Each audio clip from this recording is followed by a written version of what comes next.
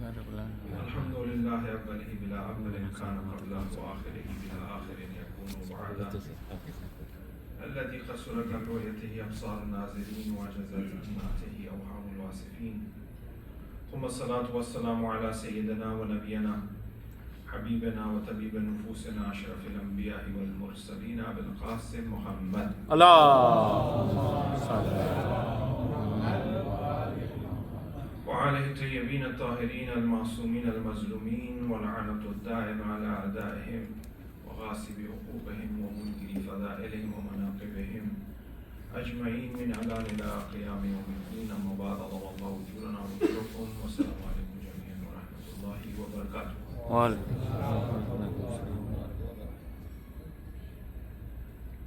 We wanted to reflect a bit upon the personality of the Prophet on the basis of the Quran, as we mentioned that in order to understand the author, although the author of the Quran is indeed Allah subhanahu wa ta'ala, that the one who have brought that book, which is the Quran, or the one who have brought the Torah, the one who have brought the Injil, the good place to look at it is their holy books. So we were looking at some of the concepts that exist within the Quran in order to understand and deeper understand the Quran, which eventually make us understand the worldview of the Quran, which is the worldview of the Prophet. How would Prophet would like to see its ummah to be, and how the Prophet would like to see its ummah functioning, not just to be in the sense that in terms of the maqam, in terms of the level of understanding, in terms of ma'rifat, but even in regards to, in terms of their state of the affair. As we all know that Quran, when we look at it, one could say that it's a book of law because of the ahkam that exists within it, or it's a book of theology because of the theological arguments in relation to Allah subhanahu wa ta'ala, in regards to nubuwwat, in regards to qiyamah that exists within it. Or perhaps we could even say that it is a book of akhlaq, that it kind of teaches us that how we should have our ethical values, what are the criteria and basis. And all of this actually returns back to the Prophet. He is the one who have brought the Quran, right?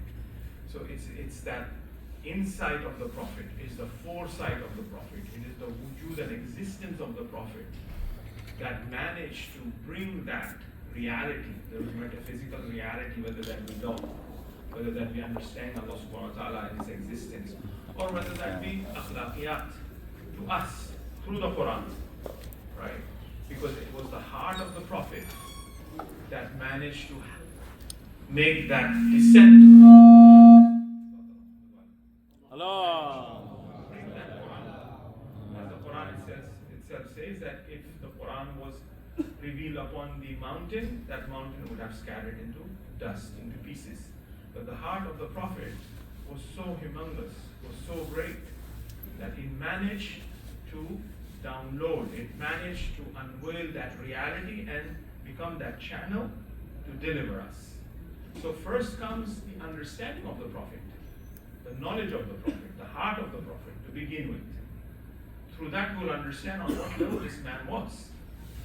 The complexity of the existence, where he delivered to us and make us understand what Tawheed is in the most simple way and in the most intricate way.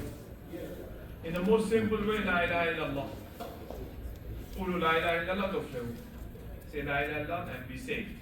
But at the same time, the complexity of Tawheed is so fascinating, where, for example, you will see the Quran saying, Aynama tuwallu fasamma wajhullah. Wherever you turn, there's the face of Allah subhanahu wa ta'ala. Or وَهُوَ مَعَكُمْ أَيْنَمَا كُنْتُمْ. Or Allah is closer to you than your own jugular vein. Or you are not the second, Allah is third. You are not the fourth, Allah is fifth. The eminent nature of Allah that is present, it's here. But at the same time, the transcendental nature of Allah, that He is far away. لَيْسَ كَمِثْلِهِ شَيْءٍ. This was so uniquely and beautifully understood by the Prophet and also delivered. These are the mystical and metaphysical realities that he has taught human being in order that the human being reach to that level of qurb and nearness to Allah subhanahu wa ta'ala. And apart from that, there is so much of, I don't like to speak about it, scientific, facts that he has basically uncovered. Now, obviously the scientific fact, the physical fact is nothing but the manifestation or watered down version of that malakut. Because the mulk, this world, is connected to the malakut. And the malakut is connected to the jabarut.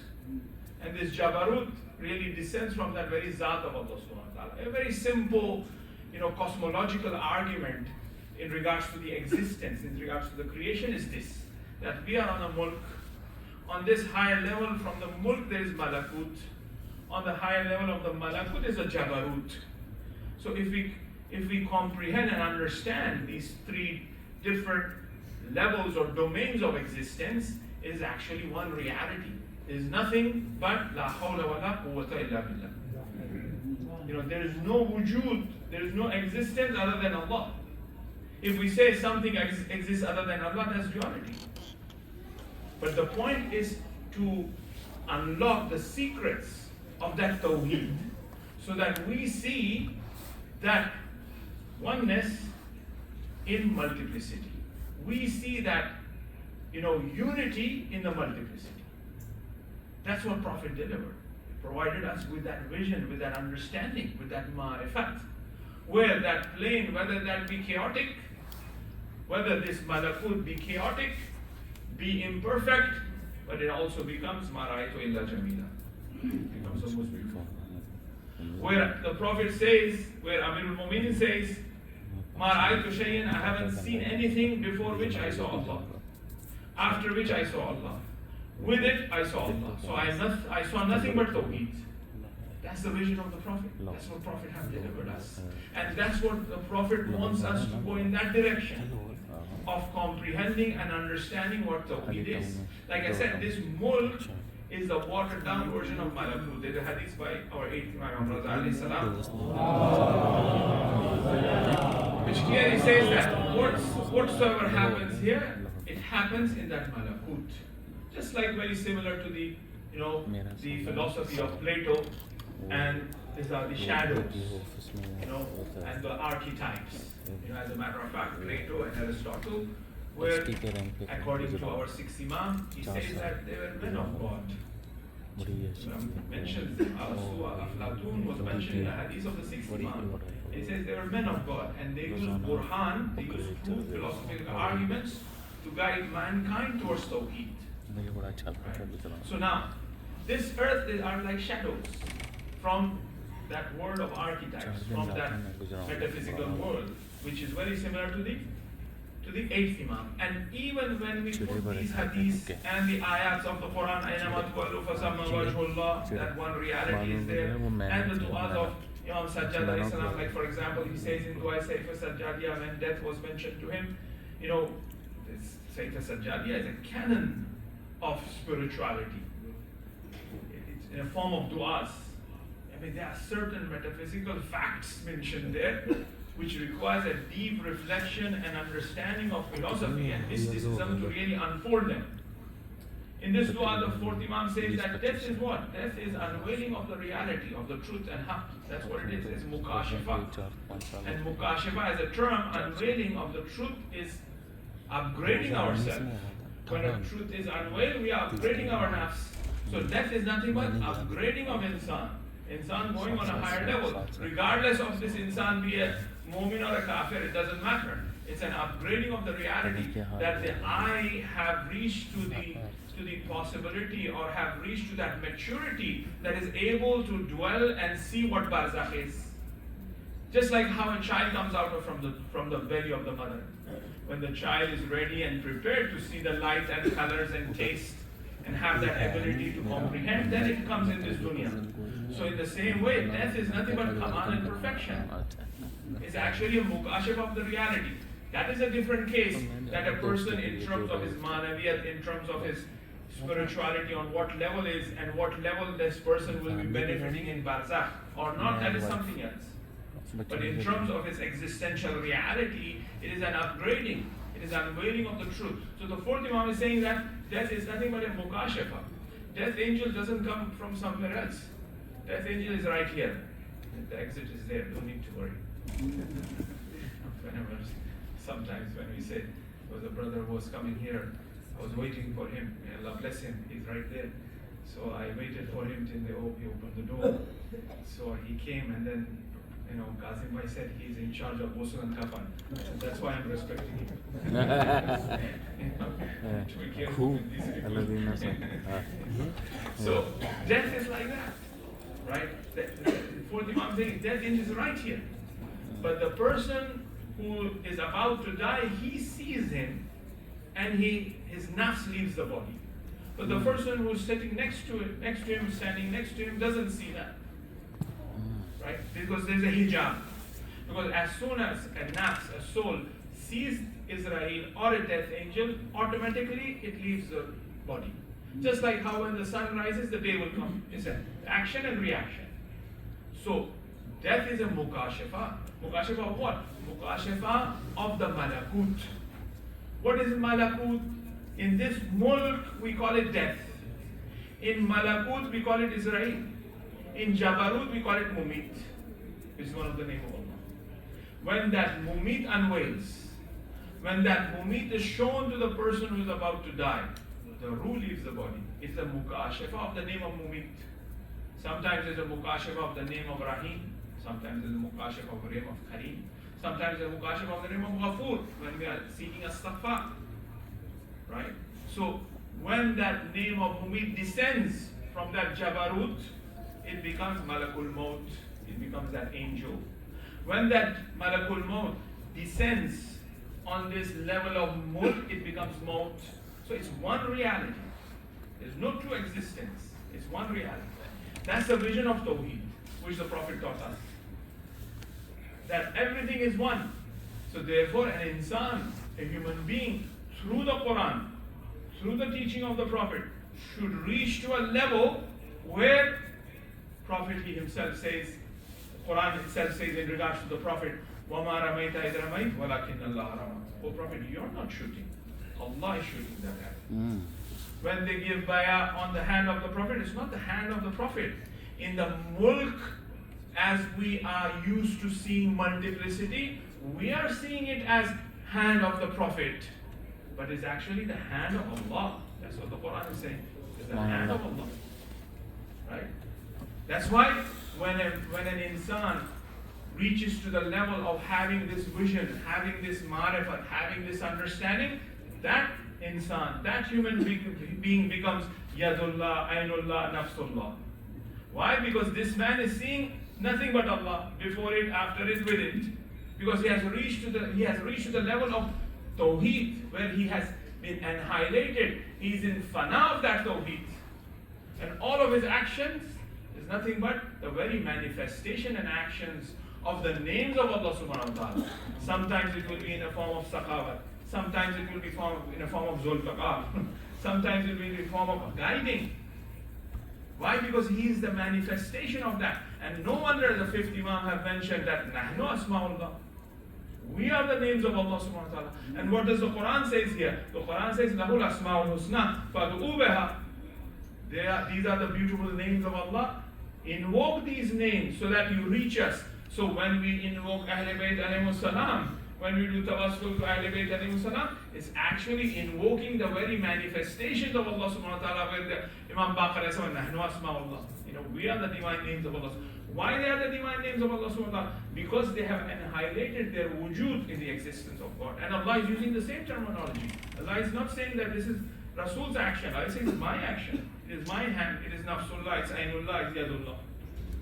Even the name, which is Laysa Kamislihi Shay, which is for Allah, it is applied to the Imam. Like for example, at the time of Imam Sadiq alayhi salam.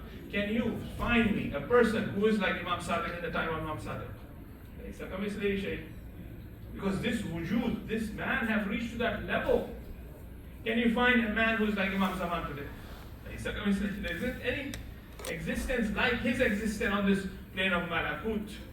Amirul Mu'minin, take any Imam of the time. Laysa Kamislihi Shay. Indeed. Right?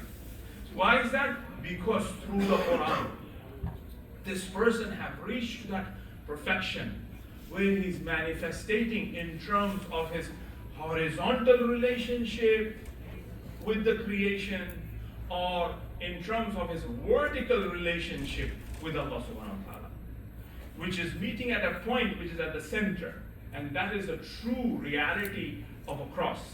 It's not crucifixion. It's not, symbolized as a cross of the Christ where he was crucified. No, the cross is a symbol of perfection, where the vertical reality meets the horizontal reality in that point. That point is a perfect point, where this man, this Insani Kamil, is in perfect relationship with Allah and at the same time with the creation. So he's dealing his relationship with Allah and with the creation in the same fashion. That's why Imam Hussain says that, "Oh Shimr, I'll give you shafaat." That's his relationship with the creation. Same relationship as Allah subhanahu wa ta'ala's relationship with the creation is. Right? What is the source of this? This is the very Quran itself, the very Prophet himself. Why do I say that? Now let's look a little bit in regards to the Quran. Salawat ala Muhammad wa ala Muhammad. Because many a times our understanding of the concepts of the Quran or the verses of the Quran is based upon its translation, or is just based upon an outward sort of understanding that we may have. But it's quite deeper. Like, for example, we were speaking about the concept of Salihin last night. Salihin is a very deep concept that perhaps did not even exist at the time of Jahiliyyah, but look, the tarbiyat of the Prophet, the knowledge of the Prophet, the impact of the Prophet from his wujud, from his existence, that provided this term of Salihin, the righteous one, as somebody who is at the highest level, who is at the level who is always performing nothing but ihsan, who is the embodiment of ihsan, wahuwa muhsin, somebody who has surrendered. Where did this really come from?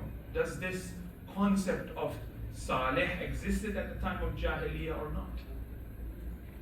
When we recite Assalamu alayka ayyuhan nabi wa rahmatullahi wa assalamu alayka ya ibadallahi salihin, even our prayer we take the Salihin, the name of the Salihin.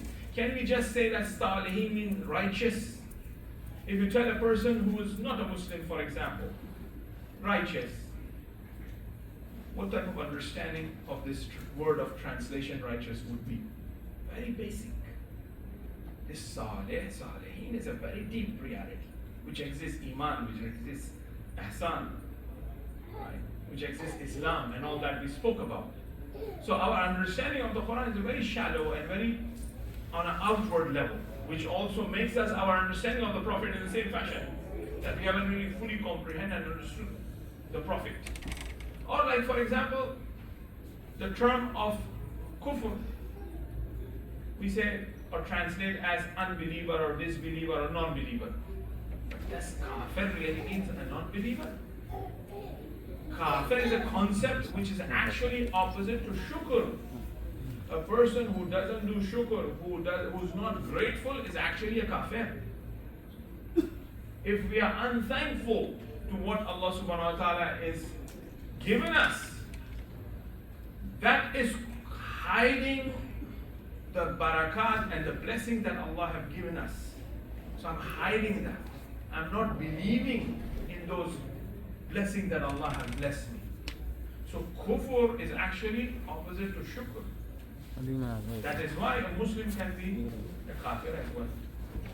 The ayah of the Quran, when it talks about Al-Yawma Akmaltu Lakum Dinakum, it says that, O Prophet, you got to announce religion is perfected, and the kuffar have lost their hope. Whether any kuffar in terms of, as we translate as disbelievers or unbelievers present in Ghadir, they were all Muslims. But the Quran is addressing them as the kuffar. Why? Because they are ungrateful to the wilayat of Ali. Right? So, when the kufr is actually opposite to shukr, and especially, mashallah, the place that we are in, masjid. Out of all of America, point me how many masjids we have. It's such a great blessing we have. Amazing place. Beautiful. I mean, the blessing of this, you know, the blessing of masjid is what? Because as soon as you enter the masjid, there's a 2 rakat prayer that we perform as a respect for the masjid. What does that mean? That means that makan, that place is becoming a medium, a vehicle for us to do sajda for Allah. That is not recommended in Husainiya as such. No doubt, symbolically, Husainiya also connects us. But when we announce it as a masjid, and we have a masjid, then just entering that place brings about a istihbab, a recommended act of doing 2 rakat of prayers. So the masjid, that makan, is becoming an opportunity for us to connect to God. Just like how ziyarat Imam Hussain is. When we give salams to Imam Hussain gives us a gift. And that gift is 2 rakat prayer to connect to Allah. We are saying salam to Hussain is saying this is your gift, and do sajda to Allah. What could be the best gift than that? So this makan that we have is an opportunity and a blessing. And if we don't fill that place, as they say, there's a very famous hadith, right? 3 things we'll ask. Question on the day of judgment. We'll question on the day of judgment. This questioning itself is very interesting. When do you question and why do you question? If you reflect a bit upon that, what's the reason of questioning? Either reason of questioning is to increase our darajah. Either reason of questioning is also to complain. As they say, the masjid will question on the day of judgment. That I was among them, but these people did not make use of it. Because that ni'mat was there. I was here this afternoon, it was so blessed and peaceful. It's like I was feeling like I'm in the haram. It's a place of sanctuary. It's a safe haven. Where our children, when they come here, they naturally feel they are protected. They are covered by the angels, just their being here. Same applies for the school as well. The point is that what is our icon? What is our product that we want to present?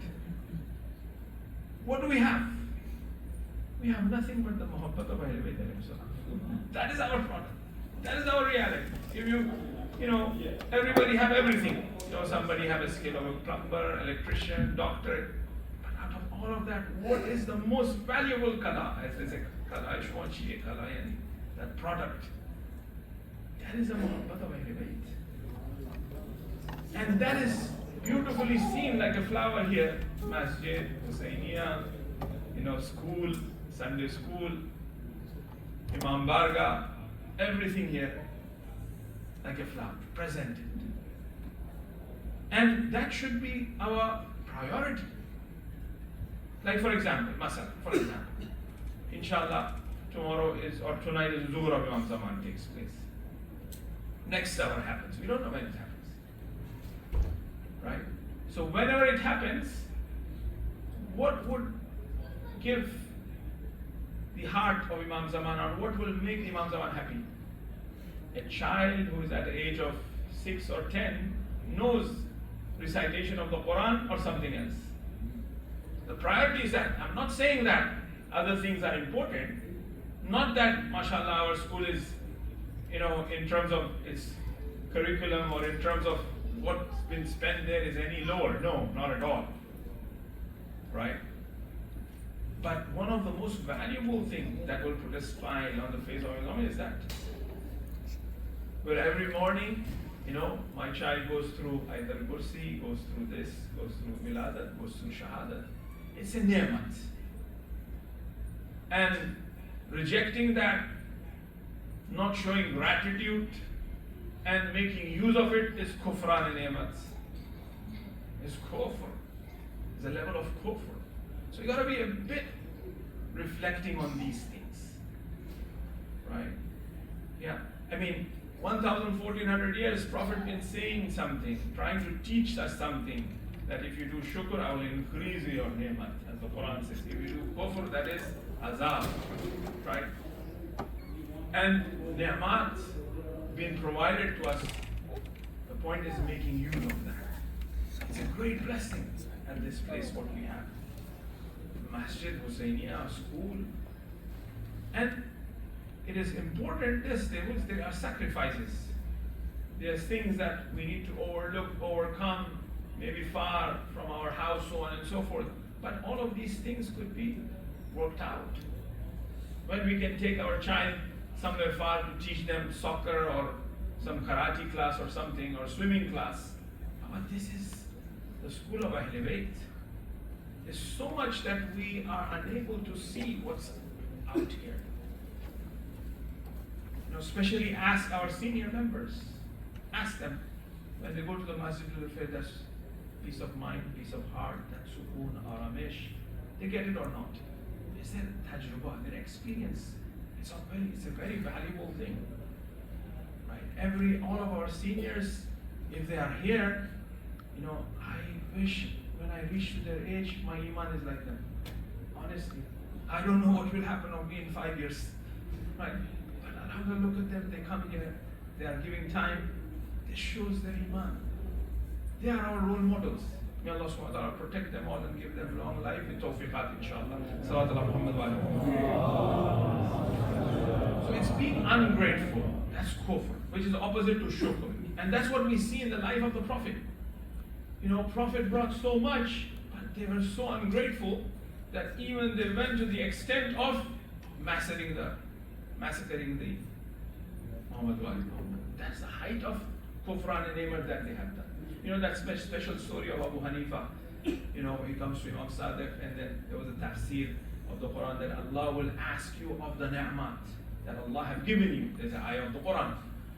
Then he says, what is this ayah? He said, yes, Allah will ask you how much water you drank, how much food you ate, how much this and that and the other. Then Imam gave him an example. You have heard this hadith before. Okay, now he was leaving the house. If I stop you and ask you when you came to my house how much bread you ate, how much salt you put in, how much, this is belittling the guest, and also it points out to the low nature of the host. If he asks that he has given all of this ni'mat and then he's asking each and every little thing, then the Imam says actually it is the ni'mat of wilayat. That's what Allah will wish. That I have given you the ni'mat of wilayat. With this, where have you reached?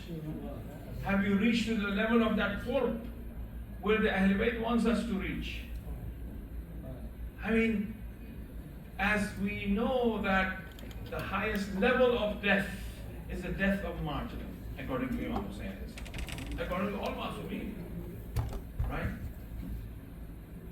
Because as it is the highest level, and Rasulullah wants us, the followers of Ahl-e-Bait, to benefit from and be honored with the death of shahadat, he says, Man mata hubba ala Muhammadin ma.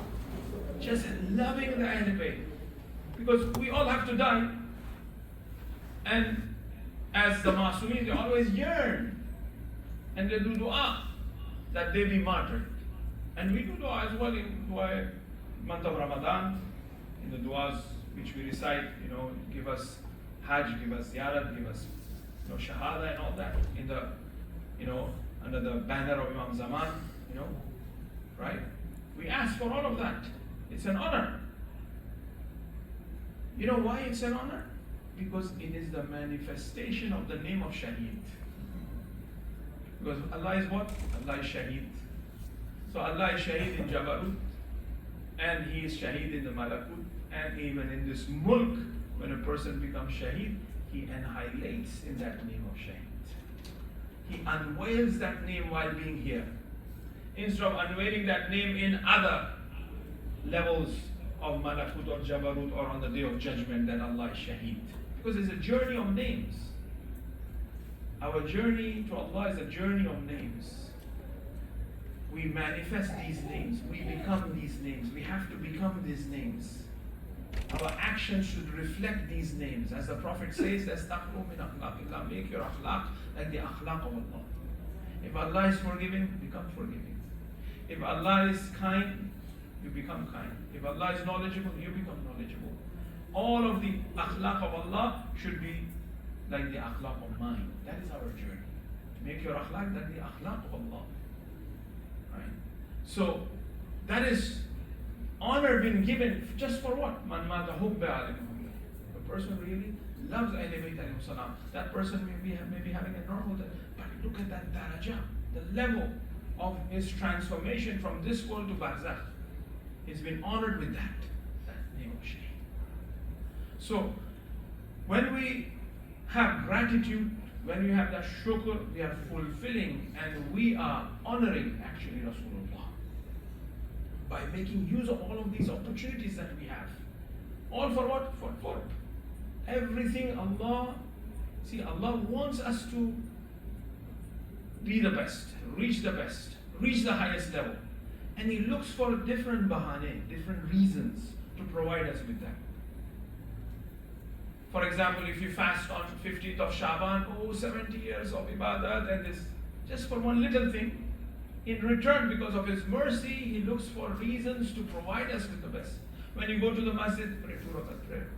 When you raise your hands in your du'as, if you have aqiq in your hand or if you have henna in your hand, your du'as are accepted. Different ways through which we come closer to Allah. He looks for different reasons and bahana and provides us with that. Right? So the opportunities that we have, the things that are around us, they are ways of coming closer to Allah. If a child looks at the face of the father and mother, that is ibadat. Something little, but Allah counts that as ibadat. Right? If you sit with a brother and speak to him, or a sister, they need your ear, they need your support, and just have to listen to him, that is ibadat. That will help you as a nur on your feet when you're crossing the Pul-e-Sirat, according to the hadith of 6th Imam, where he says that 5 faces enter the grave of a person when he dies. One nur is at the feet that will help him, which is actually the support that he has given to the community. Nur on the right, nur on the left, nur in the front, back, and at the head. One of the nur at the feet is that. So Allah looks for opportunities through which we can reach Him. He creates things through which we could reflect and reach Him. This masjid, this Husayniyah, this Majlis of Imam Hussain alayhi salam, shaking hands with the brother, as they say that, if you shake hands with each other, angels will do astaghfar for you. Then Abu Dhar said to the Prophet that then what if we go around the tree and shake hands with each other? He said, still the angels will do astaghfar as well. Yeah. That brotherhood, that closeness, that shaking hands. So Allah looks reasons by which one could go higher, one could come closer to Allah subhanahu wa ta'ala. So a person, what's that? A person is an intelligent person is the one who make use of these opportunities to come closer to Allah subhanahu wa ta'ala. Doesn't let go. Because we never know that how long we're going to be here. Bahajat used to say that, if a person takes one step towards a sin, we don't know where the next step would be. That one step towards the sin might destroy so many things in terms of my amal and may deviate me, may take me somewhere else. Those people who came to kill Imam Hussain, some of them were ashab of Amirul Mu'mineen, fought against Muawiyah, sat in the lessons of tafsir of Amirul Mu'mineen, that close. But still they came against, even to the extent Sheikh was on the chest of Imam Hussain, who stood shoulder to shoulder with Imam Ali in the battle of Siffin against Muawiyah. But where is he now? So we don't know. We always have to be in connection and use everything possible to connect to Allah. Even the Prophet is saying, oh Allah, do not leave me on my own even for the blinking of an eye. Do not leave me on my own. I always want to be connected to you. Always want to be in your presence. Have that understanding and that, presence of Allah. That's how we have to be in terms of seeking Allah, asking Allah subhanahu wa ta'ala, and improving ourselves. Have to have that khulus and sincerity and looking for opportunity to improve and come close. There's a story of Baba Tahir I mentioned last year as well, but I'll mention it here. Baba Tahir Oriyan, a great Farsi poet, who was a very mystical poet, like Hafiz and Rumi and these people. But he was a simpleton. He was very sadiq, a simple guy, right? In the madrasa, they told him, they always joke with him, make fun of him, but he was sincere. And he was looking for opportunities. Somehow he increased his ma'rifat and understanding and love of Allah. Right? So they told Baba Tahir in winter, in the madrasa there was this house, there was this pound in the madrasa. And they say, if you jump in there, you will come out as Arif. After diving into that pound that is there, in winter it gets really cold, right? And then you will come out of it as an Arif. Baba Tahir said, really? I said, yeah, go do it. And so that they can laugh. So Baba Tahir took his clothes off. That's why Oriyan means naked. Okay, Oriyan in Farsi. So he took all of his clothes off and then he jumped into that pound. And then he came out reciting Irfani poetry. His poems are a big diwan he has. And his poems are so deep, we have to study years of philosophy and Irfan to understand what Baba Tahir is saying.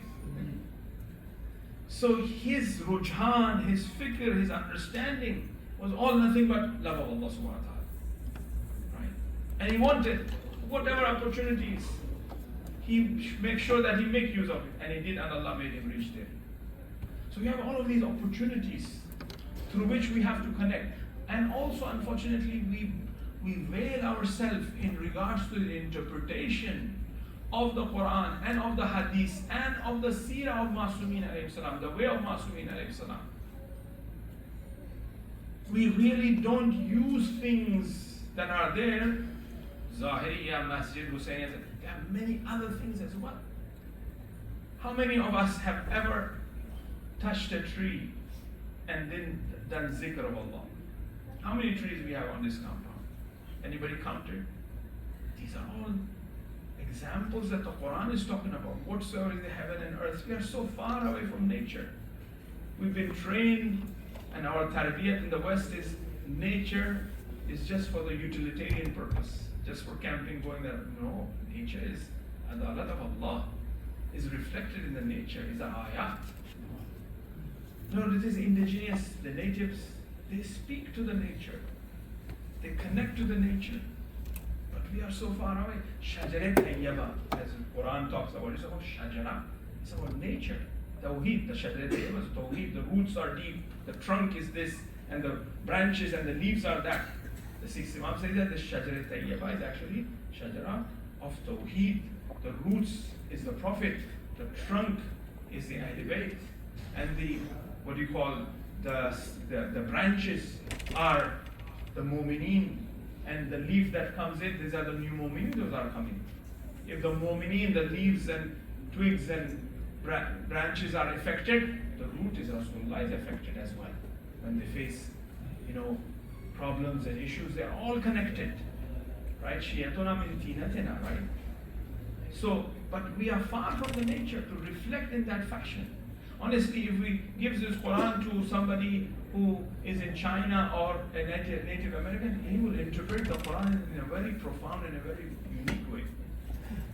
But we have closed ourselves. I'm going to speak a little bit about this in tomorrow's last session to conclude that. So the Quran, is the source of understanding the nature of the Prophet. The Quran provides us with a worldview. What is kufr? What is shukr? What is iman? What is ihsan? These are all from the Prophet. Prophet is providing us, because Quran provides us with, number one, understanding of Allah and the nature of Allah, that who Allah is, which are all of the asma, for example. And the whole Quran is nothing but asma. The true mannerism of recitation of the Quran is to reflect on every verse of the Quran, which name of Allah is unveiled in that verse. So the whole Quran is nothing but Asma Ilahi in a form of stories of Musa and Isa and Yaqub and Yusuf. Is nothing but these names that we have. That's what the Quran is. So a true reciter of the Quran, a person who has in-depth understanding of the Quran, when he recites every verse, sometimes they do end up with Ghafur Rahim, Tawwabur Rahim.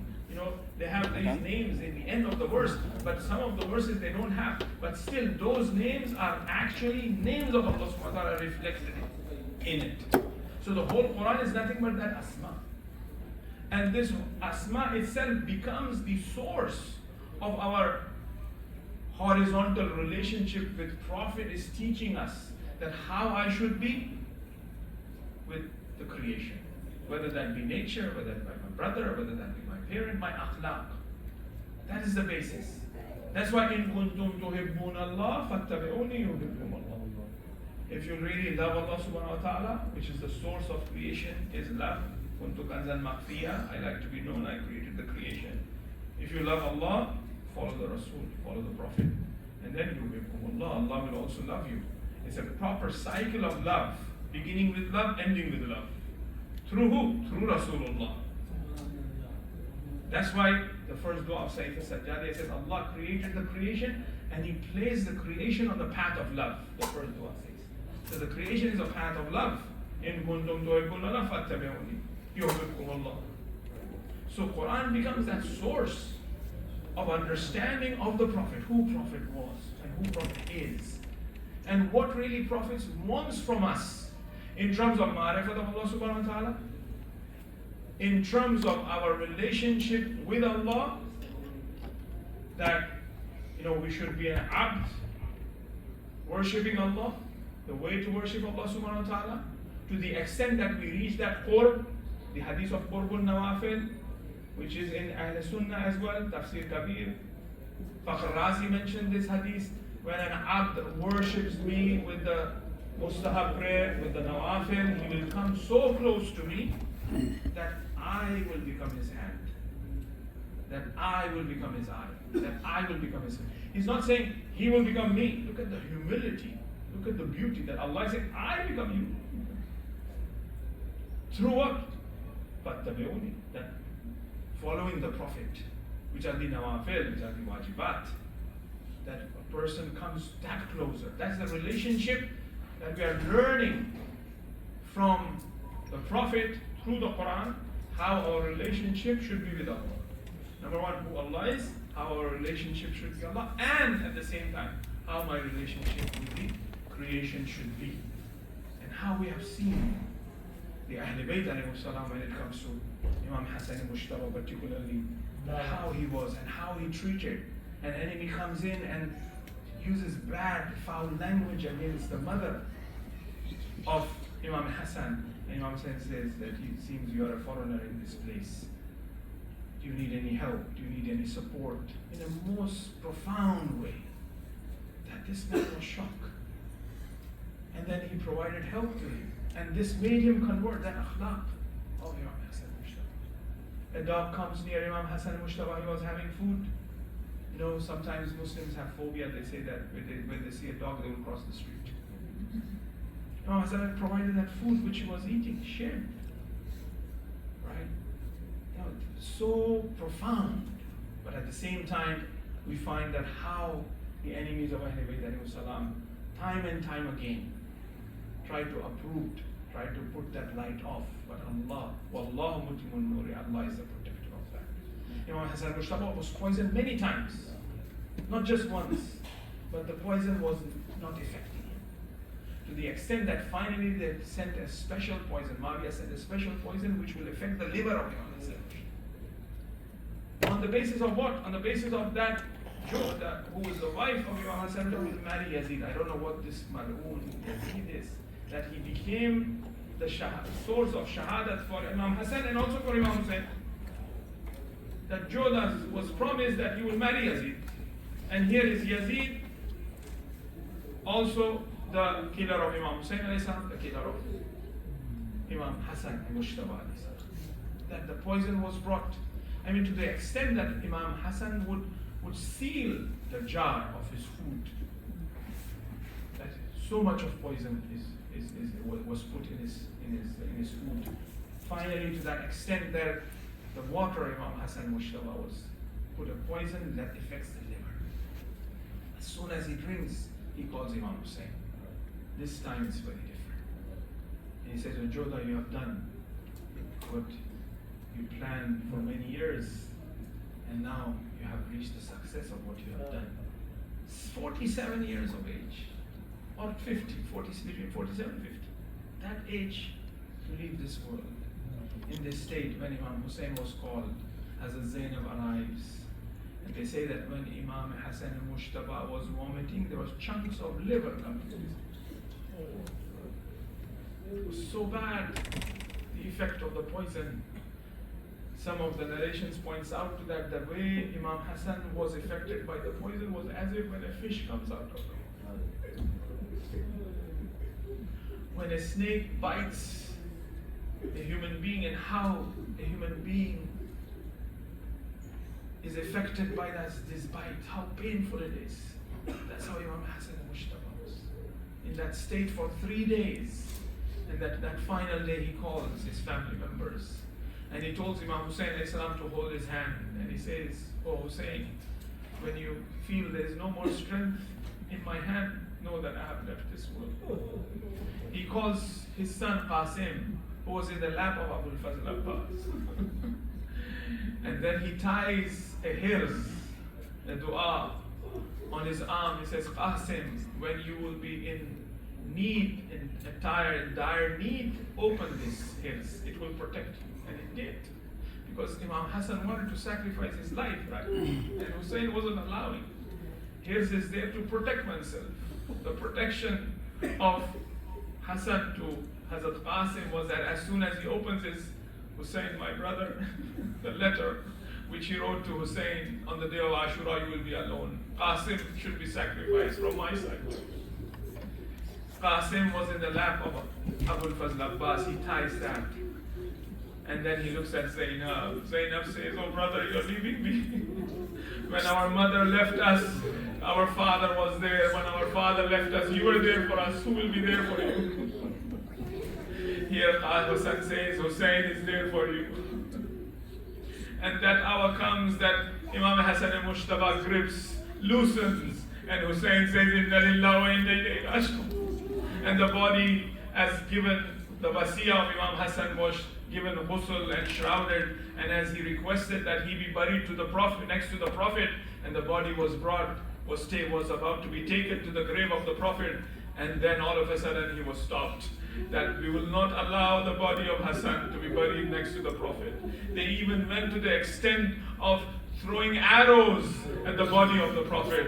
And then when the body leaves the house, it is very difficult for the family members to have the body back into the house. The people in the house were thinking now the body is taken to the graveyard, will be buried next to the Prophet. But to the surprise, the body of Imam Hassan Mushtaba was brought back. But it was not brought back in one state. It was brought back with the arrows on the body of Hassan Mushtaba. Bibi Zainab and Kulsum, they were pulling the arrows from the body of Imam Hassan Mushtaba.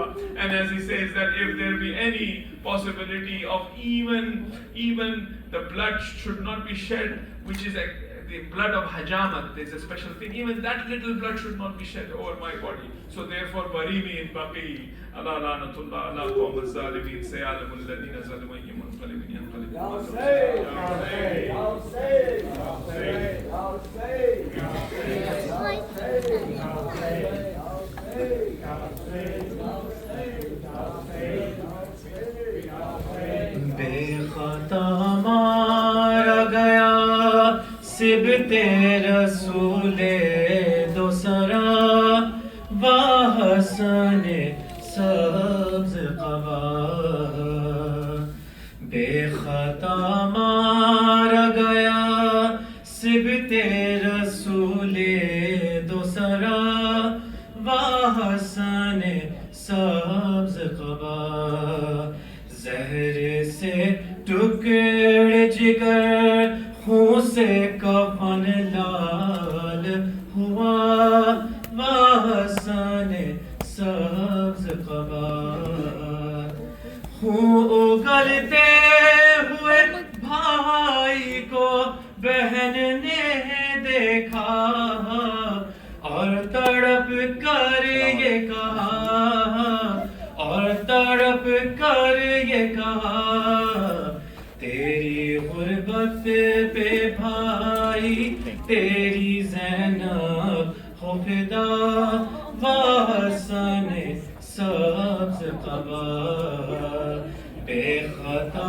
मारा गया सिबते रसूले दोसरा वाहसने सब्ज़ क़बा या हसन या हसन या हसन या हसन